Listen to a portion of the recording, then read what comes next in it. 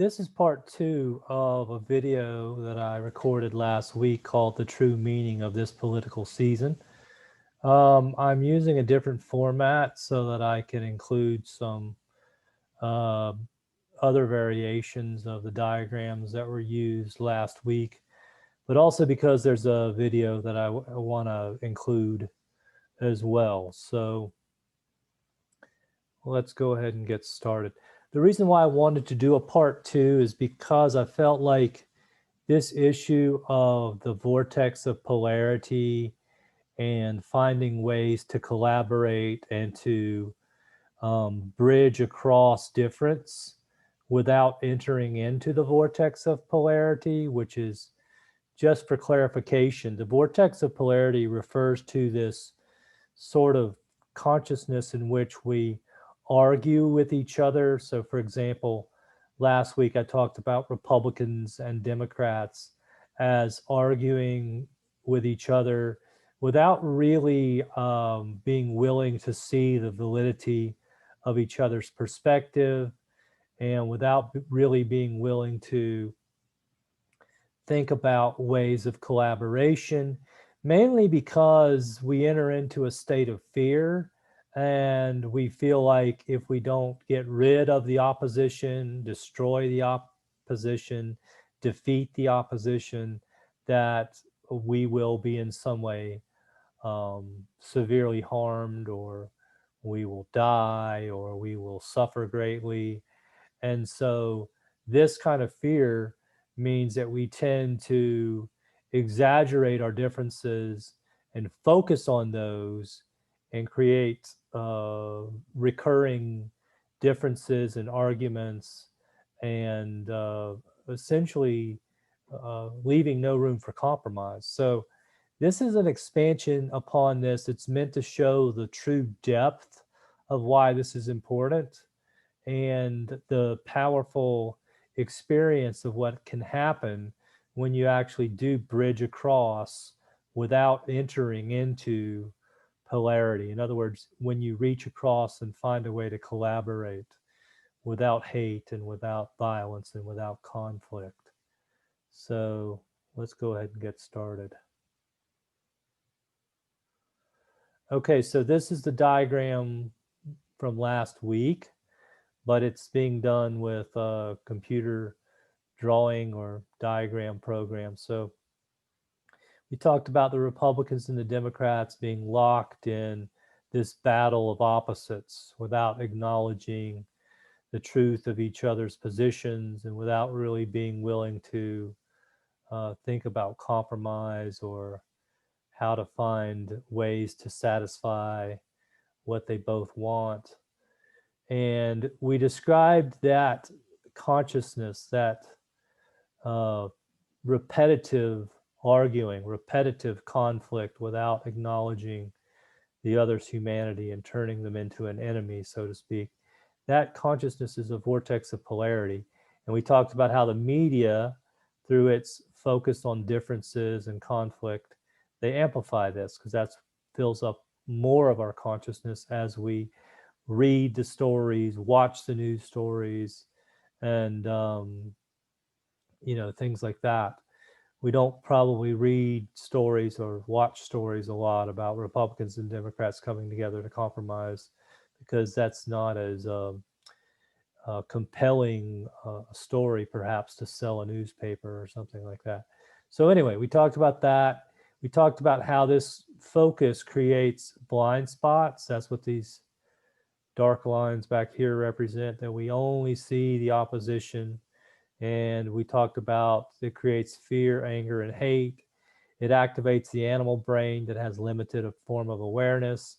You could refer to this as a fight or flight kind of mentality. We become very controllable. And we talked about the fact that when you're in that state of fear, you do things in a very predictable way. Part of the predictability has that the focus is only here and there's no focus back here.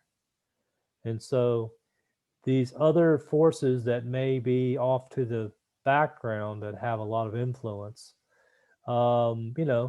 they kind of know what we're going to do. We're like a dog gnawing on a bone, it's very predictable that we're not going to want to give that bone up. We're just going to stay right there and keep arguing back and forth, and things are going to stay pretty much the same. And this is good for the people that maybe like lobbyists who, have a way to make laws that satisfy their employers who maybe have a lot of money. And so this is very satisfying because they know that the status quo, this arguing, this vortex of polarity, gives them a very easy field in which to create things that are sympathetic to their employers. And so, and we talked about how these lobbyists don't mind this conflict because they know how to deal with Democrats and Republicans, and they're friends with both. So they actually have figured out how to collaborate because they're not entered into this. They can deal with either one because they know, that money has the power to influence. Okay, so we talked about how we refuse to acknowledge the truth and goodness of the other for the fear of losing something or dying. And then we talked about the illusion of victory through defeating or destroying the other. And so that's the dream here is, if we just get rid of the Democrats, then things will be fine. If we just get rid of the Republicans, things will be fine. But if you look at history, it doesn't work that way. What will happen in this vortex scenario is that if by chance you were to get rid of the Democrats or the Republicans, these parties would split apart. They would have to create another dynamic because this consciousness demands that there has to be something other to fight with, that it needs to define itself like an ego needs something to compare itself to. So this is a never-ending scenario. This dream of defeating or destroying the other, it never works because you can see what happened when the Federalist Party disappeared in the United States around 1812 or so. The new party, which was then called the Republican Party, it just fractured and broke into other parties. So this is what happened with communism as well. So, I mean, this doesn't work. History has proven that. The consciousness has to shift. That's the thing that has to change. Not getting rid of one or the other is not going to fix the problem. Okay, let's go to the next slide here. Okay, so here's an example of how things can change using the powerful example of Jesus. So Jesus transcends this vortex of polarity repeatedly in his teachings, words, and examples. He used parables to express his truths, and many of these parables contained this ability, these stories about transcending polarity. And I thought I would mention a few of those. He often embraces people that are considered to be the enemy or the outcast. So if you've read stories about Jesus, he was actively helping people that were enemies, like prostitutes or people that were considered to be beggars or people that were sick and outcast. So he's constantly, he was part of the society at that time, but he kept going over to these other people with this energy of love and support constantly. And he kept bridging, going back and helping these people. And for most people in a standard kind of polarized consciousness, there's a dotted line here, a barrier. And the ego does not want us to go over and bridge that because that's the key to our identity. The ego believes that when we can define ourselves as better than or right or more prestigious or whatever it is, if we can just somehow define ourselves as better than, then our identity is safe. And so for most people, they don't want to reach across to this other side where, the sick, the unclean, the enemy, the Republican, the Democrat, where those other people are. And it's a very simple psychological thing where we want to define ourselves in a very limited and simplistic way for the sake of remaining safe and feeling better than in some way. Okay. Um, so, but Jesus, of course, kept going back and forth and explaining how when he says, love thy neighbor, and he actually tells a parable about that. The neighbor is oftentimes the one that we see as the other. And sometimes the neighbor might include people from another country, people of a different race, people of a different religion. And he was consistently reaching out across that barrier and bringing them into this space of unconditional love. And you could say that he was transcending or going above. He was transcending this vortex of polarity. He wasn't fighting with them. Of course, he wasn't hating them. He was loving them. And so that's why these circles pass above, they go above, okay? Because he was able to transcend it, okay? And so this is an incredibly powerful thing. So one of the reasons why it's powerful is that because it's, once we get over here, and if you've ever done something like this, you go to this other side and you do something and you touch the humanity of that other person, and it's like there's an inner transformation that happens. And I like to call that alchemy. It's like somehow you've taken this smaller version or vision of yourself and you've elevated it into something much bigger.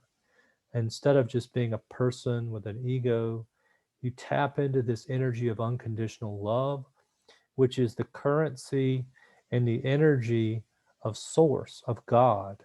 And so in some way you're touching into that energy that is at the center of the universe, because you have faced your fears and you have touched this thing that your ego has defined as dangerous, as other, or as the enemy.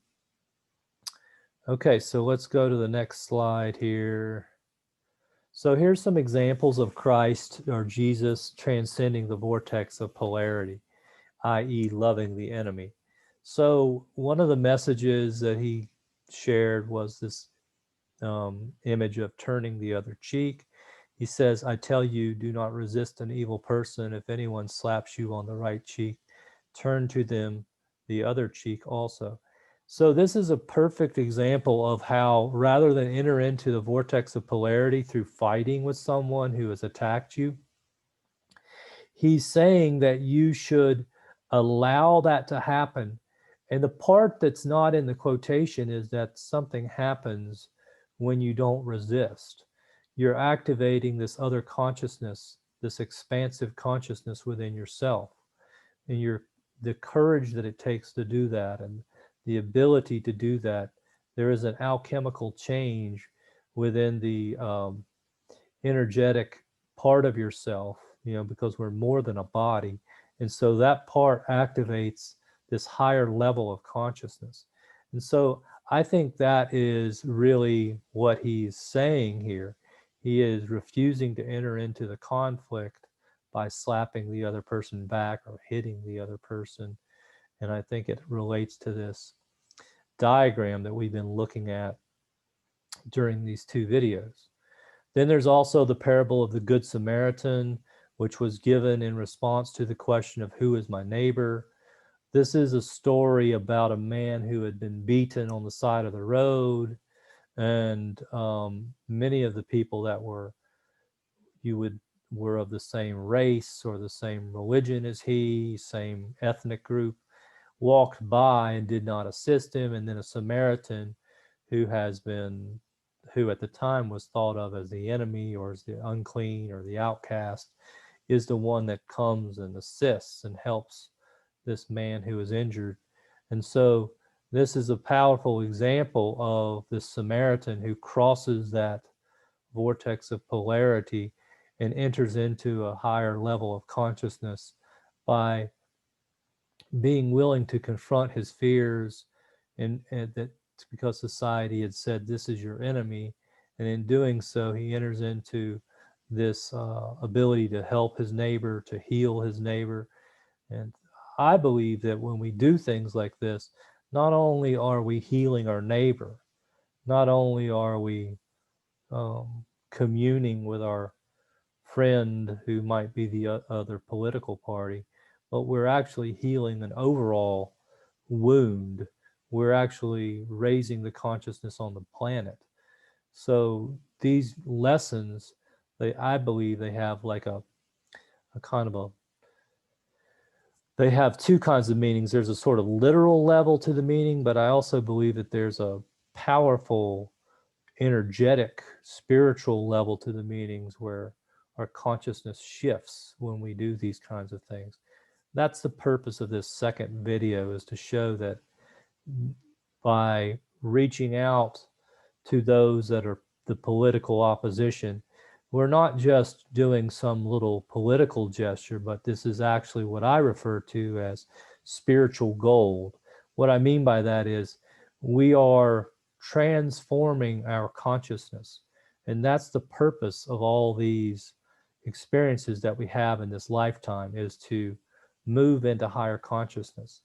And so, although this time period is full of conflict, it's also full of opportunity, because when we are able to do this, the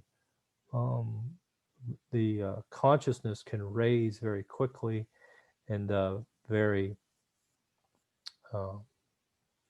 can elevate itself quickly in this time frame where there's so much conflict and political disagreement.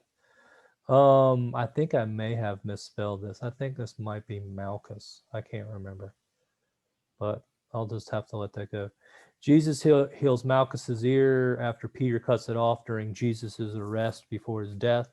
So this is the story where Jesus is about to be arrested before his crucifixion, and Peter draws his sword and cuts off the ear of someone who's come to arrest Jesus, but then Jesus heals the ear. So again, this was somebody, think about if someone was coming to, put you to death in a way that you knew was wrong, was, unfair. And you had the presence of mind to not only not oppose the person, but to actively heal them and to help them. That's a powerful consciousness. That's a consciousness that has gone beyond conflict and beyond polarity. So that's another example. There's also the story of a woman who is taken in adultery, and they present her to Jesus and saying, what do you want to do about this? The normal penalty for that would have been to stone her to death, I believe. And he says to them, he who is without sin cast the first stone.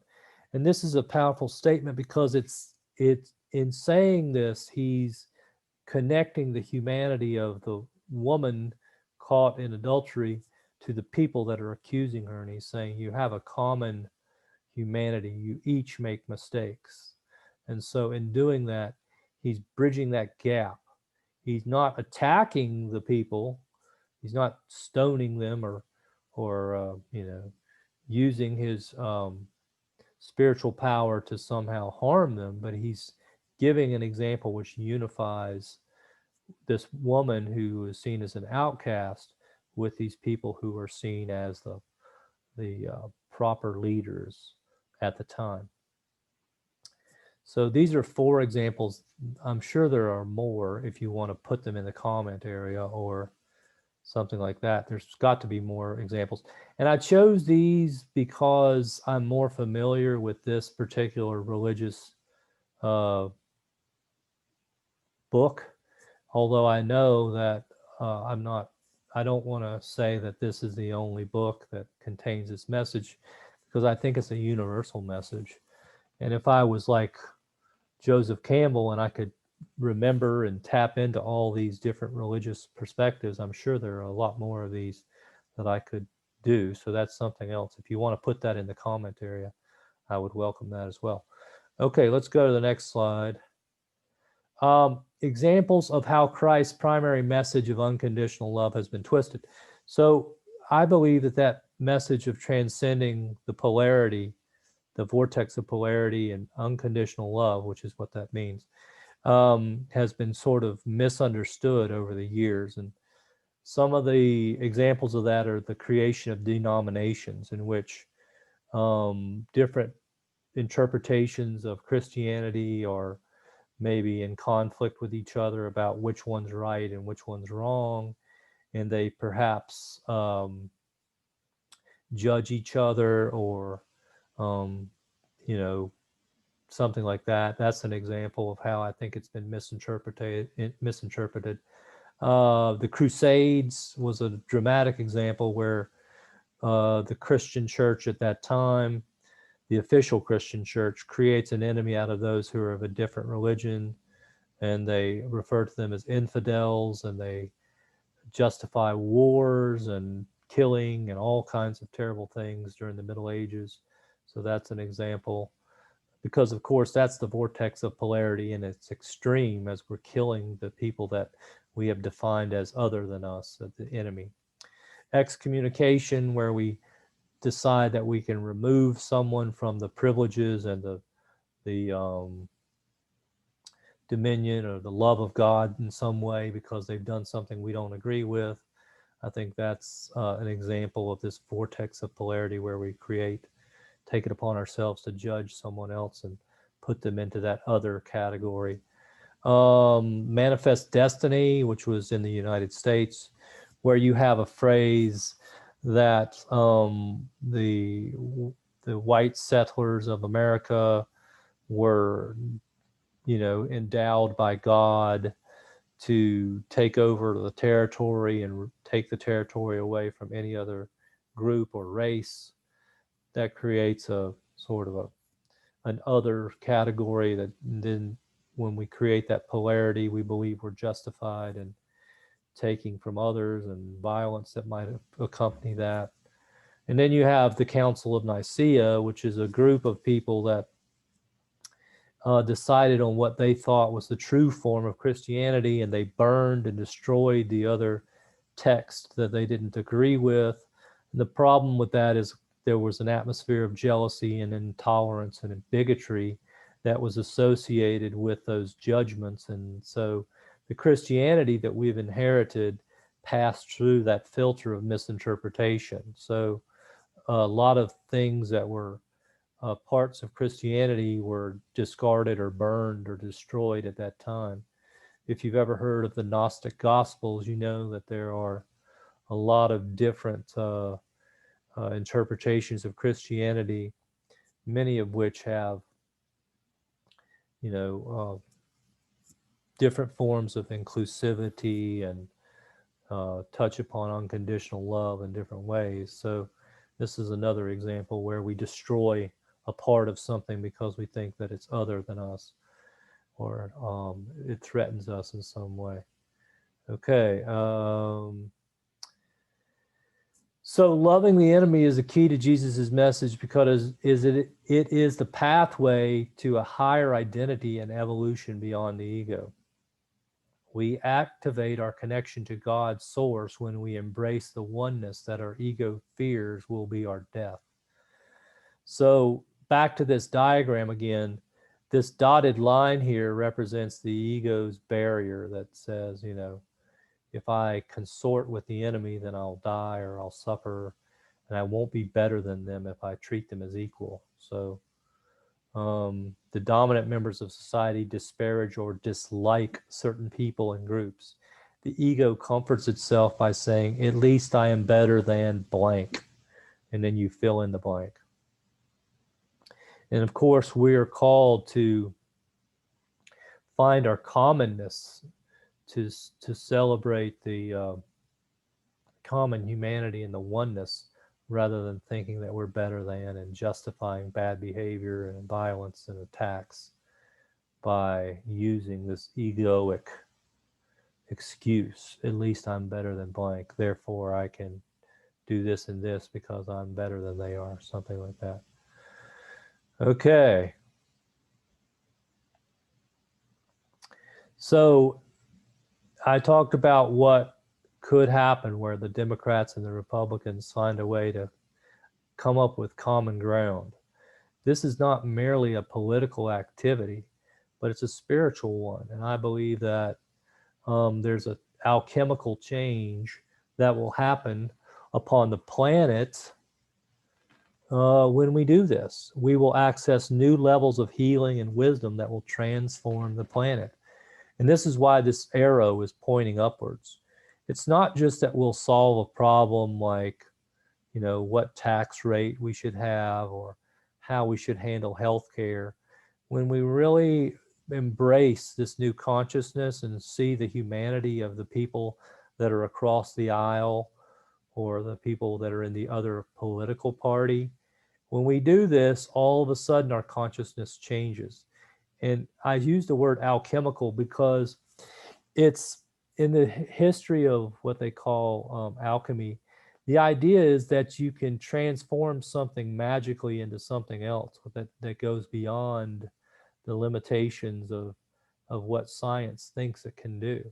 And I truly believe that when we really learn this lesson, we will transform ourselves into something that's beyond what we thought humans were. I think we will go beyond that and we will elevate ourselves to a higher level that we weren't fully aware of before. And so this is why this lesson is not just a small lesson. This is a very big lesson because it's not just, like I said, about solving this or that political problem, although that would be nice. It's about transforming the whole planet, healing the planet, accessing new wisdom. So this is a huge deal.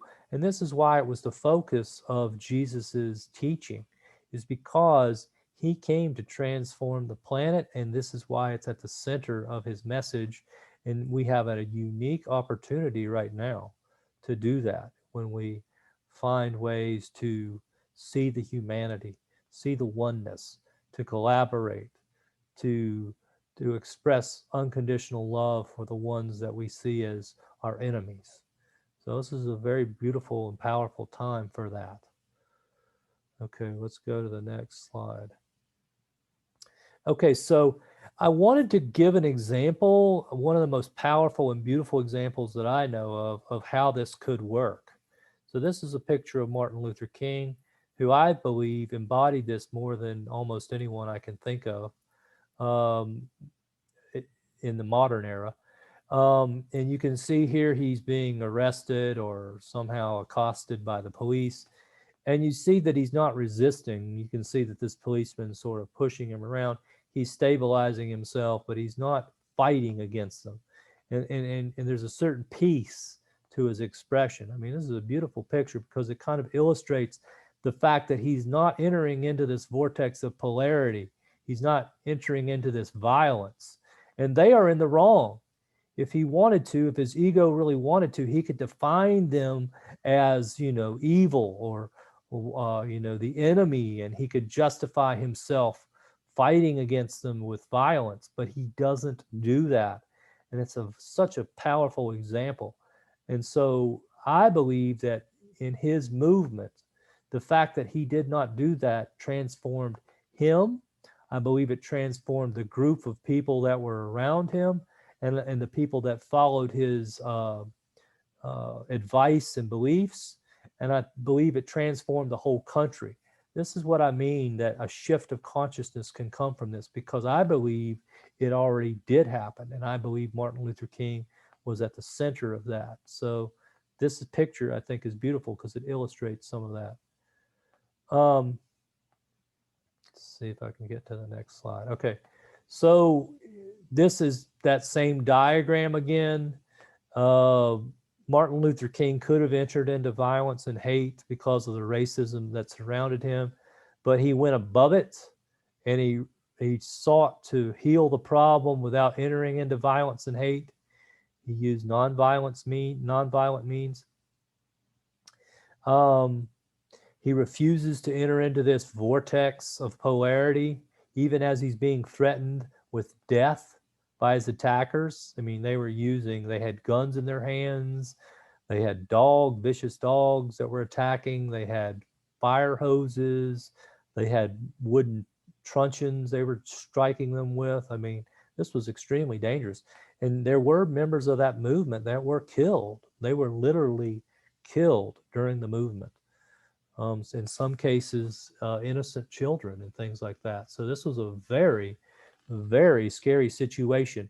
And into that, he approaches not with a gun, not with a fist, but with unconditional love and with a nonviolent approach. And he's strong about it. He asserts his position, and he bridges that gap, and he brings his point home, and it's a powerful thing.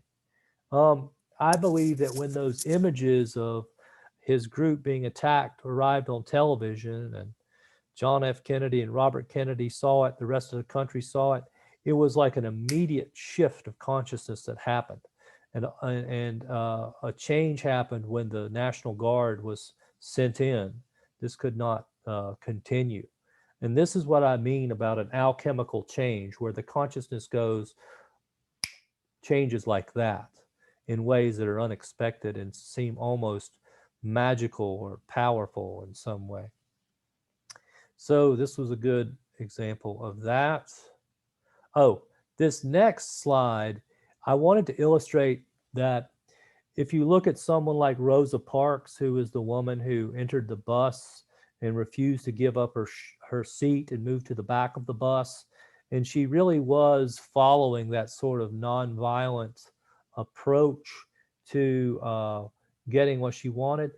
This is an interview that was done by Larry King with her in 1995, and there's some parts that illustrate that she was transformed. I believe, this is just my opinion, but I believe that her approach raised her to a different level of consciousness. And you can kind of see it right here, even in this still shot that's in the screen of YouTube, where she has that expression on her face. It's just like, this is not somebody that has been embittered, who has been beaten down by this struggle, this racist thing that was, surrounded her from an early age. She has this brightness to her personality. She has this lovely kind of peaceful, calm kindness to her. Okay. This is what I mean by the transformation. Now listen as she talks about her experience. And I believe as you hear her talk about it, you can see and you can hear that transformation within her consciousness, because she has gone beyond that vortex of polarity. And notice that she refuses to see it as a black and white issue. She will not turn it into a conflict between black people and white people. She refuses to do that. And I think that is so amazing and wise. When I said that you can transcend to new levels of wisdom, that's exactly what you see in this video. That's exactly what she did. And so anyway, I'm going to share this video, and then I think that gives a final illustration of how powerful this crossing of the vortex of polarity can be. Can you tell us why you didn't sit in the back of the bus that day? About the third stop from where I boarded the bus, there were some white people got on, and they took all the front seats and left one man standing. And when the driver saw this man standing up... White man? Yes, he was white. Mm-hmm. He didn't, the passenger didn't ask for the seat at all. He didn't say anything, but just found a place to stand. The driver noticed him standing, and that is when he told the four of us to let him have those seats, which meant that four of us would have been standing, and then this man could only occupy one seat, and then there would be 3 vacant seats. But you weren't supposed to sit next to a white man. That was the rule then. So you did not get up? No, I didn't. Do you know why? Yes, because why? I didn't think I should have to get up. I had already paid my fare, and I'm sure he didn't pay any more than I did. And I didn't think that once we take a seat, even in under the segregation conditions, that we should be made to stand up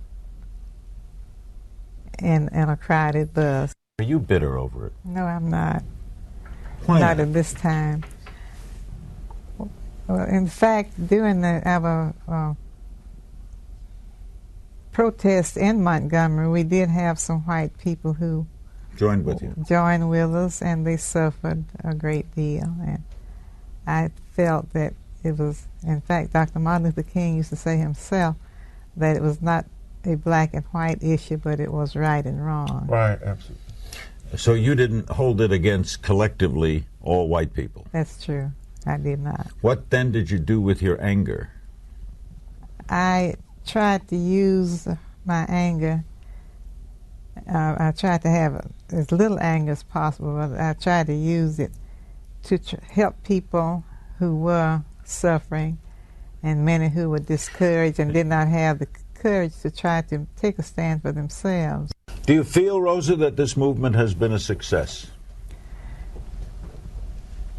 It has we have made many improvements from way back there when we had legally enforced racial segregation, but we still have many challenges to face, and we have many problems to solve. Do you have faith? Yes, I still have faith that it is possible. Okay, so I just think that that video beautifully illustrates the consciousness that we're headed towards. If we can learn to see the common humanity within each other and find a way to resolve our differences and acknowledge the humanness in each other. So that's it for the second video. I hope this gave you a deeper view of what we're dealing with at this time. I hope it gives you some encouragement about the opportunity we have to elevate our consciousness at this time. And anyway, I hope you enjoyed it. And if you did, don't forget to like the video or subscribe so that more of these videos can be available to you. Okay, thank you.